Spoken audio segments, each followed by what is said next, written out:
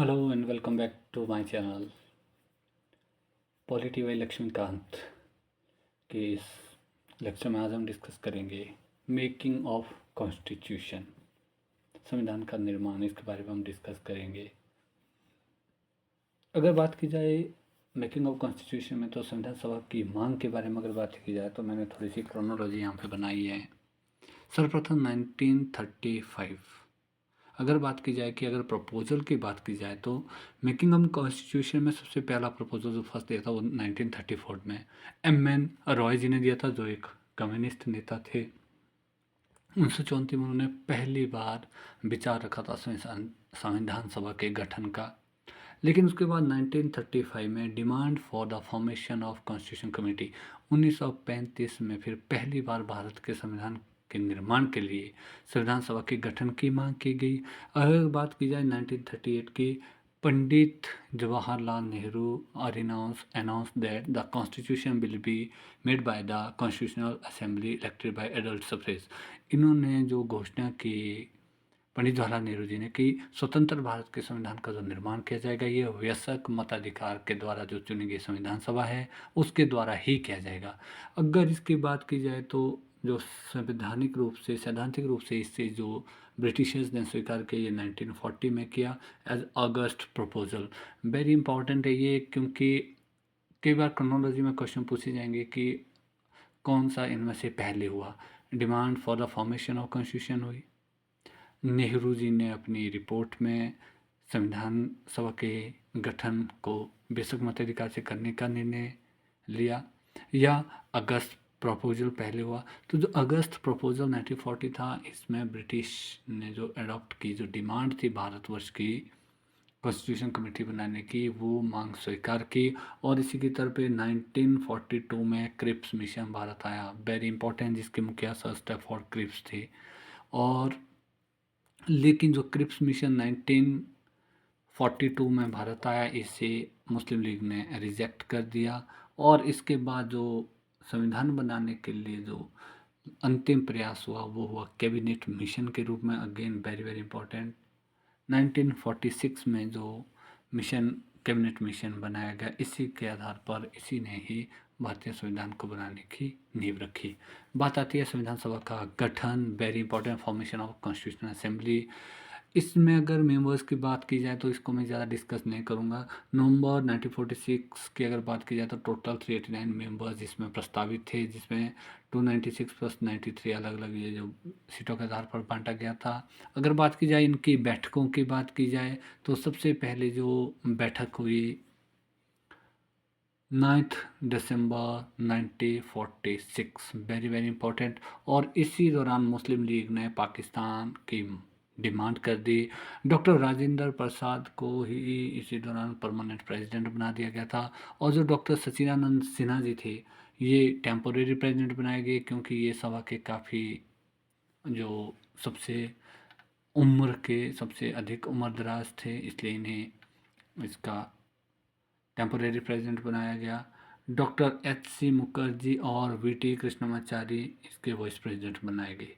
Again important question पूछा जाता है कि संविधान सभा के अध्यक्ष कौन थे, प्रेसिडेंट किसे बनाया गया और वाइस प्रेसिडेंट किसे बनाया गया। तो ऐसे में टेम्पोरेरी जो प्रेसिडेंट बने वो डॉक्टर सत्यानंद सिन्हा और doctor Rajendra Prasad permanent president, doctor H C Mukherjee और बी टी कृष्णमाचारी इनको वाइस प्रेसिडेंट बनाया गया।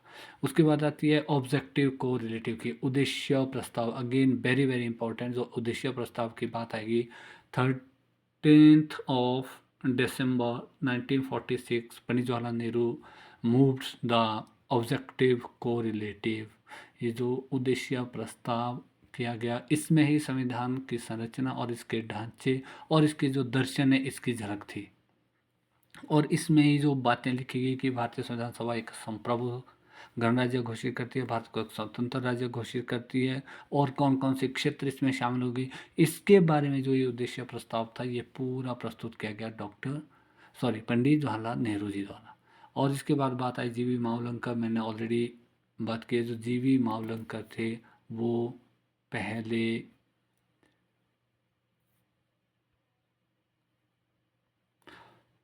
पहले अध्यक्ष बने। ये जो संविधान सभा थी एक विधायिका भी बनी, इन्होंने कानून भी बनाना था और कानून के साथ साथ ये भारत की पहली संसद भी बनी। तो ऐसे में जब सभा की बैठक संविधान सभा के रूप में हुई तो इनकी अध्यक्षता राजेंद्र प्रसाद करते थे। लेकिन अगर बतौर विधायिका की बात की जाए तो जीवी मावलंकर जो प्रथम अध्यक्ष थे, यही बतौर विधायिका अध्यक्षता करते थे। वेरी वेरी इंपॉर्टेंट है ये। इसके बाद बात आती है भारतवर्ष की, अगर सदस्यता की बात की जाए तो वैसे तो भारत एक संप्रभु राज्य बन गया, लेकिन इंडियन कॉमनवेल्थ की मेंबरशिप इन्हें 1949 में मिली। बात की जाए 22 जुलाई 1947 की नेशनल फ्लैग को अडॉप्ट किया गया। अगर बात की जाए 22 जनवरी 1950 की तो इसमें national anthem, national song adopt किया गया और डॉक्टर राजेंद्र प्रसाद जी को फर्स्ट प्रेसिडेंट बनाया गया। वेरी वेरी इंपॉर्टेंट है ये, बहुत ही इंपॉर्टेंट है ये। कई बार क्रोनोलॉजी में पूछा गया है कि 24 जनवरी 1950 को राष्ट्रीय गान अपनाया गया, राष्ट्रीय गीत भी अपनाया गया और डॉक्टर राजेंद्र प्रसाद जी को पहले राष्ट्रपति के रूप में चुना गया। बात आती है संविधान बनने में कितना समय लगा, ये वेरी वेरी इंपॉर्टेंट है। इसमें 2 साल 11 माह 18 दिन लगे और 60 जो कंट्रीज़ थी वहाँ के संविधानों का अवलोकन किया गया। और उसके बाद अगर बात की जाए खर्च की तो लगभग 64 लाख इसमें खर्च हुआ। इसमें कुछ इंपॉर्टेंट कमिटीज़ थी, वेरी वेरी इंपॉर्टेंट है ये। इसमें जो सबसे इंपॉर्टेंट है वो है ड्राफ्टिंग कमेटी। ड्राफ्टिंग कमेटी है जो जिसने संविधान का ड्राफ्ट तैयार किया। ड्राफ्ट की अगर बात की जाए तो डॉक्टर बी आर अम्बेडकर, जिन्हें इंडियन कॉन्स्टिट्यूशन का फादर भी कहा जाता है, वो ड्राफ्टिंग कमेटी के अध्यक्ष थे और इसके 7 मेंबर थे। इसके अलावा अगर बात की जाए संघ शक्ति समिति की तो जवाहरलाल नेहरू जी इसके अध्यक्ष थे। संघीय संविधान समिति के भी जवाहरलाल नेहरू ही जी थे। प्रांतीय संविधान समिति के सरदार पटेल जी अध्यक्ष थे। कुछ और भी छोटी छोटी समितियां भी थी जिनके बारे में अगर बात की जाए थोड़ा सा इसमें क्वेश्चंस कम पूछे गए हैं, लेकिन प्रारूप समिति हमारे लिए बहुत ही इम्पोर्टेंट है। इससे बार बार क्वेश्चन पूछे गए थे। इसमें जो 7 सदस्य थे, इनमें से 2 ऐसे सदस्य थे जिसमें से एन माधवराव जी ने इन्होंने त्यागपत्र दे दिया था स्वास्थ्य कारणों से, इनकी जगह बी एल मित्र को जगह मिली। और टी टी कृष्णाचार्य जी की मृत्यु, डीपी खेतान जी की मृत्यु होने के बाद टी टी कृष्णाचार्य जी ने संविधान सभा में प्रारूप समिति के जो सदस्य थे इसके रूप में कार्य किया। इम्पॉर्टेंट है ये, कई बार पूछा गया है। बात की जाए अगर संविधान हमारा 26 नवंबर 1949 को बनकर तैयार हुआ और इसका छोटा सा पार्ट 26 नवंबर 1949 को ही शुरू हो गया। इसी के उपलक्ष्य में 26 नवंबर 2015 से हर साल कॉन्स्टिट्यूशन डे मनाया जाता है। Very very important. 26 जनवरी 1950 complete constitution comes into force. 26 जनवरी 1950 को हमारा जो भारतीय संविधान है वो प्रभाव में आया। फिर से मैं कहना चाहूँगा कि 26 जनवरी पहले ही एक दिन चुना गया था, जो हमारा 1929 का लाहौर अधिवेशन हुआ था। उसी दिन 26 जनवरी को स्वतंत्रता दिवस के रूप में मनाया जाता था कि इसी दौरान से हमारा जो संविधान लागू किया गया। बात की जाए आलोचनाओं की तो भारतीय संविधान की आलोचना भी की जाती है। अगर बात की जाए कि सबसे पहले इसकी आलोचना की जाती है यह है कि एक प्रतिनिधि निकाय नहीं थी। जो इसके जो क्रिटिक्स हैं वो कहते हैं कि ये प्रतिनिधि सभा नहीं थी, क्योंकि इसमें जो वयस्क मताधिकार के रूप में अडल्ट फ्रेंचाइज के रूप में इसमें इलेक्शन नहीं हुए, जो कि नेहरू जी ने कहा था।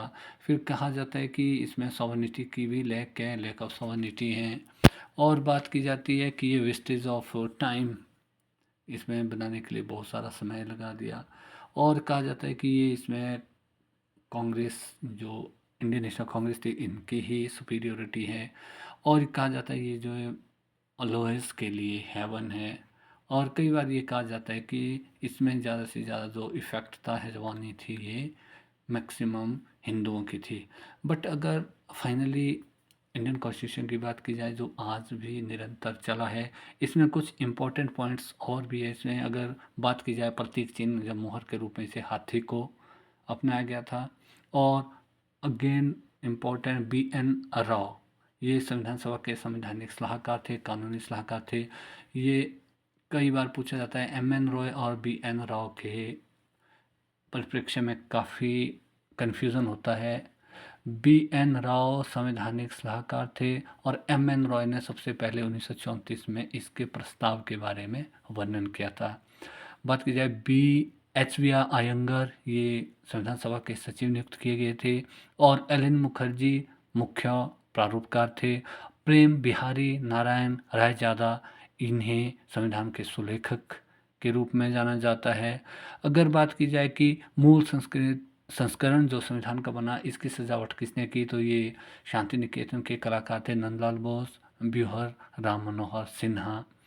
और बात की जाए अगर मूल संविधान के हिंदी संस्करण का सुलेखन, तो ये बसंत कृष्ण वैद्य जी द्वारा किया गया था और जिसे नंदलाल बोस जी ने ज्यामितीय आकार दिया था। तो ये था हमारा जो कंप्लीट मेकिंग ऑफ कॉन्स्टिट्यूशन की बात की।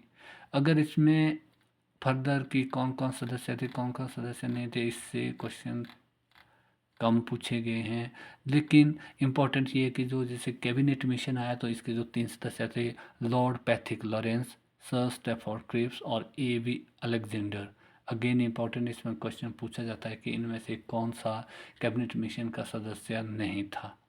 और अगर बात की जाए कि जो भारतीय संविधान बना, इसमें किसका रोल सर्वाधिक है, तो अगर बात की जाए 1935 का जो भारत सरकार अधिनियम है, ज़्यादातर जो प्रोविज़न है वहाँ से लिए गए हैं। इसके अलावा जो मैंने पहले ऑलरेडी डिस्कस किया कि लगभग 60 जो देश हैं उनके संविधान से मुख्य मुख्य पॉइंट डिस्कस करके और भारत के परिप्रेक्ष्य में इन्हें लागू करने के लिए अडॉप्ट किया गया।